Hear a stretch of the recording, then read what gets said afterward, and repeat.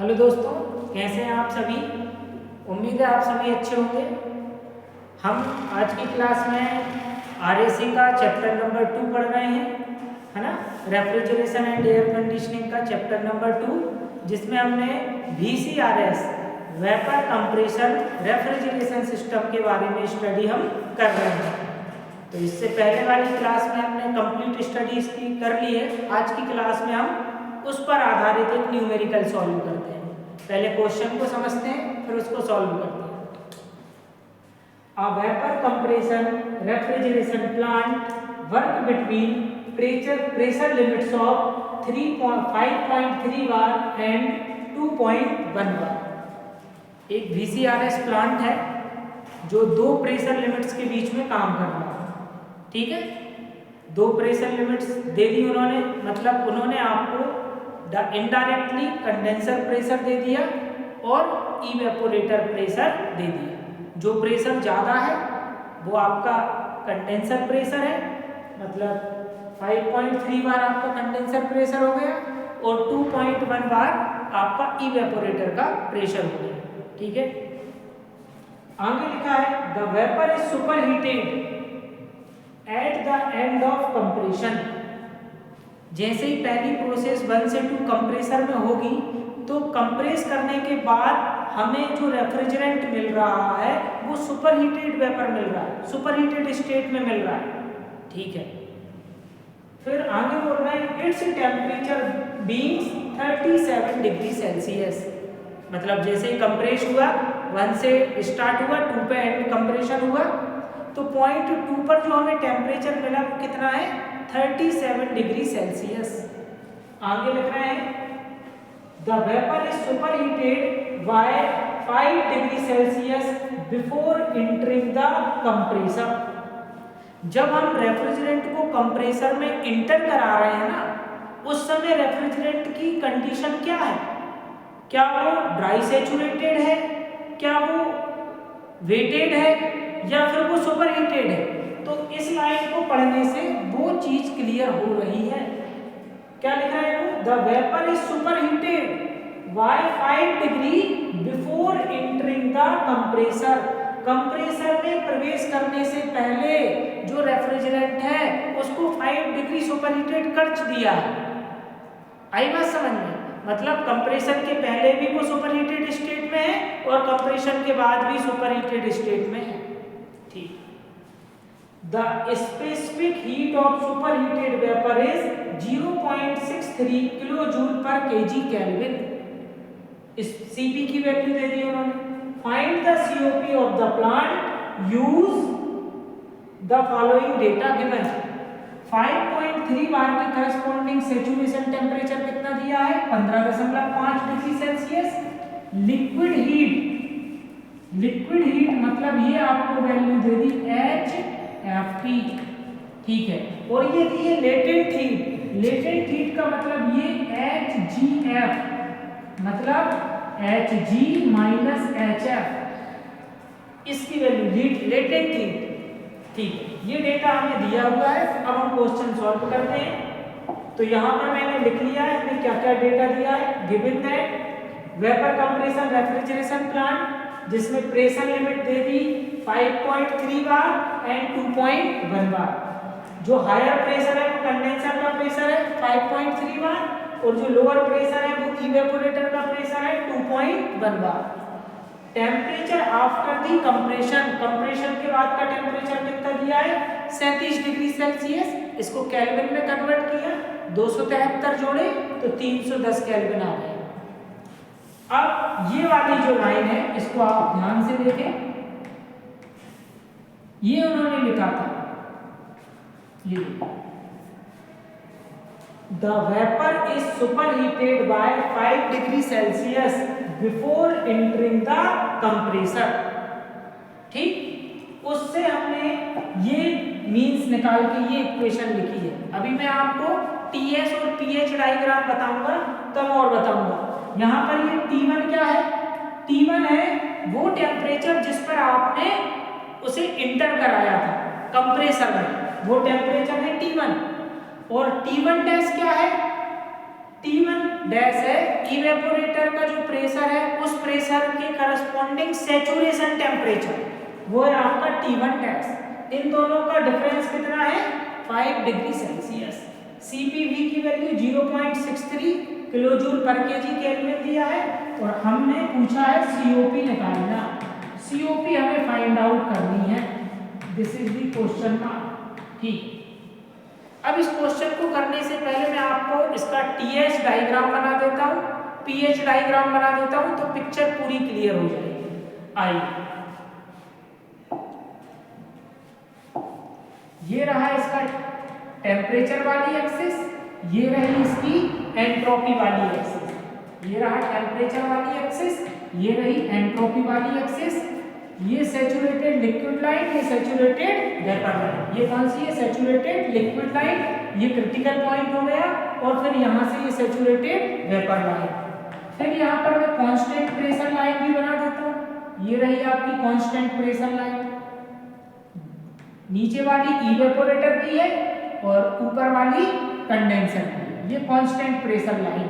अगर मैं इसमें वैल्यू की बात करूं तो ये है आपका 2.1 बार और ये है आपका 5.3 बार। ठीक है, अच्छा पहला जो अपना पॉइंट है वो यहाँ पर है, ये पॉइंट नंबर 1 है। ठीक, 1 से 2 कौन सी प्रोसेस हो रही है, रिवर्सिबल एडियाबैटिक कंप्रेशन। ये पॉइंट 2 मिला तो पॉइंट 1 भी सुपरहीटेड स्टेट में है और पॉइंट 2 भी सुपरहीटेड स्टेट में है।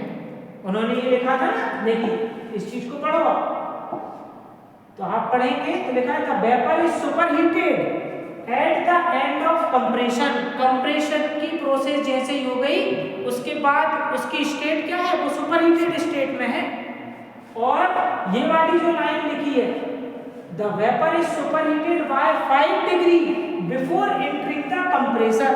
कंप्रेसर में जब प्रवेश कर रहा है ना उस समय वो 5 डिग्री से सुपरहीटेड हो चुका है। ठीक, तो पॉइंट कहां पर आया, पॉइंट यहां पर आया 1, क्योंकि इसको नाम दिया है मैंने 1 डैश। इस वाले को नाम क्या दिया है मैंने 1 डैश। ये 1 डैश है और ये वाला जो टेम्परेचर दिया है ये हमने टेबल से देख के लिखा है। ये देखिए ये टेबल है। 2.1 बार के करस्पॉन्डिंग जो सैचुरेशन टेम्परेचर है वो कितना है -14 डिग्री सेल्सियस। तो यहाँ पर ये लिख दिया मैंने T1 का जो मान है, T1 डैश का जो मान है वो कितना है -14 डिग्री सेल्सियस। और इन दोनों में अगर अंतर देखा जाए, ये वाला जो मैंने बताया है आपको T1 माइनस T1 डैश, इन दोनों का अंतर दिया है 5 डिग्री। ठीक है, चल आगे 1 से 2 प्रोसेस हो गई, 2 से 3 प्रोसेस चलेगी जिसपे कांस्टेंट प्रेशर में कंडेंसर में हीट रिलीज होगी, ये 0.3 मिलेगा हमें।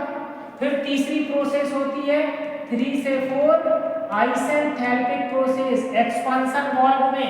फिर 4 से 1 प्रोसेस होगी आपकी इवेपोरेटर में कांस्टेंट प्रेशर पे हीट एडिशन। यहाँ पर क्या हो रहा है, हीट का एडिशन।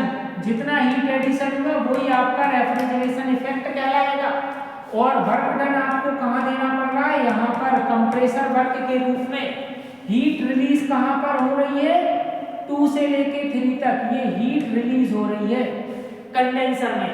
अब हमें COP निकालना है तो COP का सिंपल फार्मूला होता है रेफ्रिजरेशन इफेक्ट के अपॉन में वर्क इनपुट।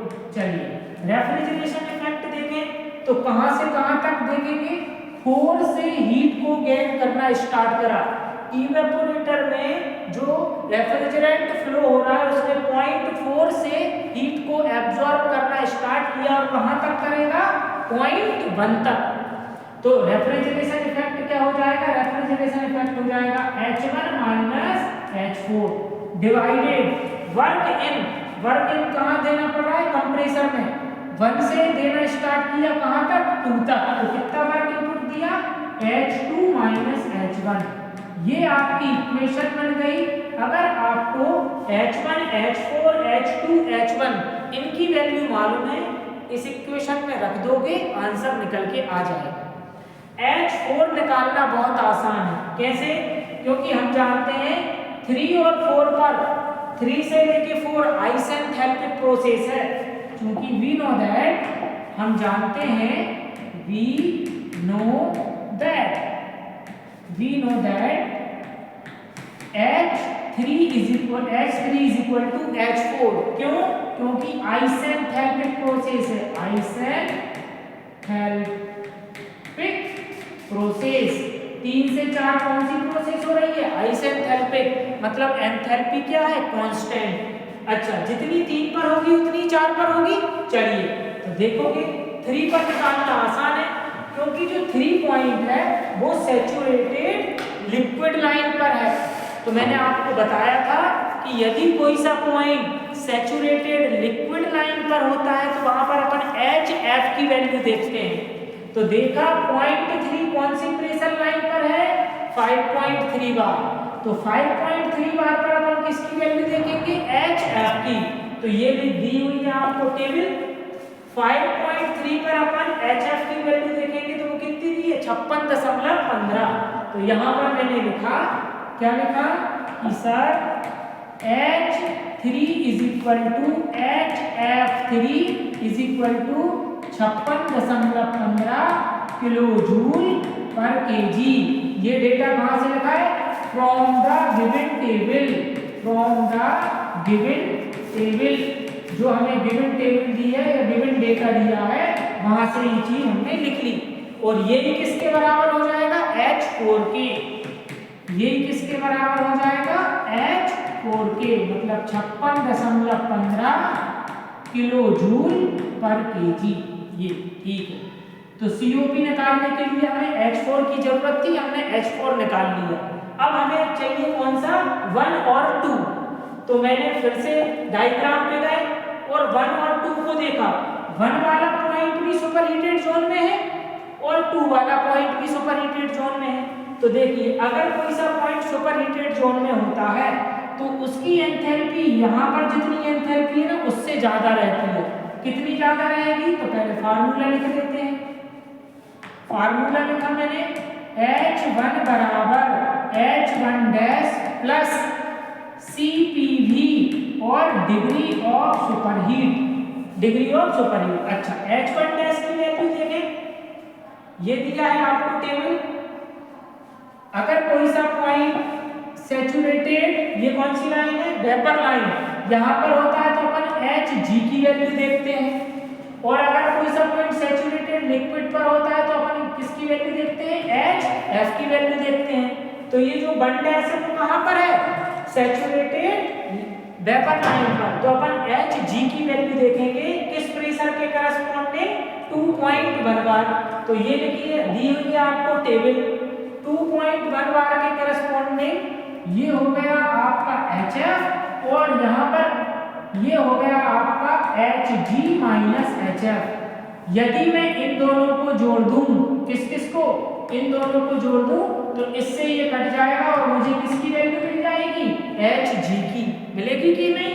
यदि मैं HF में Hg माइनस HF जोड़ दूं तो इससे ये कट जाएगा और किसकी वैल्यू मिल जाएगी? Hg। कहने का मतलब है इसको और इसको जोड़ दो तो मुझे Hg की वैल्यू मिल जाएगी। तो Hg बराबर 25.12 प्लस 158.7। इन दोनों को कैल्सी से जोड़ो, जल्दी से। जब आप इसको जोड़ोगे और ये किसके बराबर हो जाएगा? H1 डैश के। जोड़िए आप, 25.12 प्लस 158.7, ये आपको जो वैल्यू आई 183.82 किलो जूल पर केजी, ये आपको वैल्यू मिली है ना। चलिए अब देखते हैं अपन। तो ये H1 डैश की वैल्यू हो गई Hg के बराबर। तो अब हम फॉर्मूले में वैल्यू पुट करते हैं। जब हमने फॉर्मूले में वैल्यू पुट कर की तो ये कितनी आई थी? 183.82 प्लस CPV की वैल्यू कितनी दी है? 0.63। और डिग्री ऑफ सुपरहीट का मतलब है, चलिए डायग्राम में बताता हूं। डिग्री ऑफ सुपरहीट का मतलब क्या है?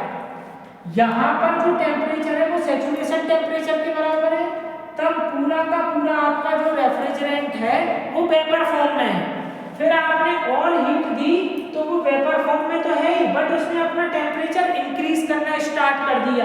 तो कितना इंक्रीज करा, इन दोनों का जो डिफरेंस है वही सुपरहीट, डिग्री ऑफ सुपरहीट कहलाता है, जो कि हमें दिया है T1 minus T1 dash is equal to 5 degree Celsius. तो डायरेक्ट हमें डिग्री ऑफ सुपरहीट दिया है, तो हमने उसमें वैल्यू पुट करी, और वैल्यू पुट करने के बाद यहाँ पर लिख दिया 5 डिग्री सेल्सियस। ठीक है ना, अंतर दिया है, डिफरेंस दिया है, इसलिए हमने इसे केल्विन में चेंज नहीं करा। टेम्परेचर का डिफरेंस दिया है इसलिए केल्विन में चेंज नहीं करा। तो अब मैं इसको सॉल्व करता हूँ। 183.82 प्लस ब्रैकेट 0.63 इंटू 5 ब्रैकेट 1, तो ये आ जाएगा 186.97 किलो जूल पर केजी। ये मिल गई मुझे H1 की वैल्यू। इसी प्रकार से H2 निकालता हूं मैं। चलिए H2 का फार्मूला लिख लेते हैं पहले हम। तो ये देखिए,